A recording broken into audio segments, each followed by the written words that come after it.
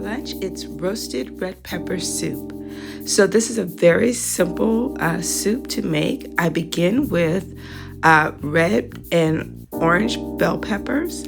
I've sliced those up or, kind of cut those up and placed them on my cookie sheet. I am then drizzling my rosemary, Parmesan garlic rosemary oil for flavor. You can use any kind of olive oil. And I'm also sprinkling them with sea salt. And I'm going to go ahead and just roast these peppers for about 15 minutes in the oven on 350 degrees. As they have kind of cooked down, this is what they'll look like. It's very fragrant. And you'll begin to see the edges crisp up. Once I've taken those out of the oven, I have added them to my blender.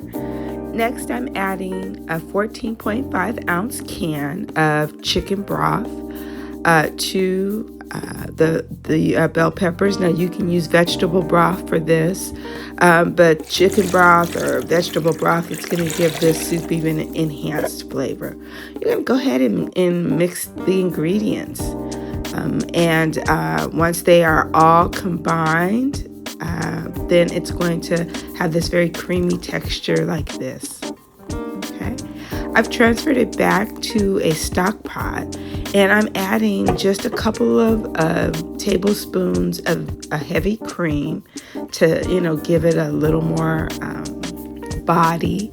And from there, I am heating it all the way through and transferring it to a bowl. I've topped it with fresh basil, and it is a really nice winter soup.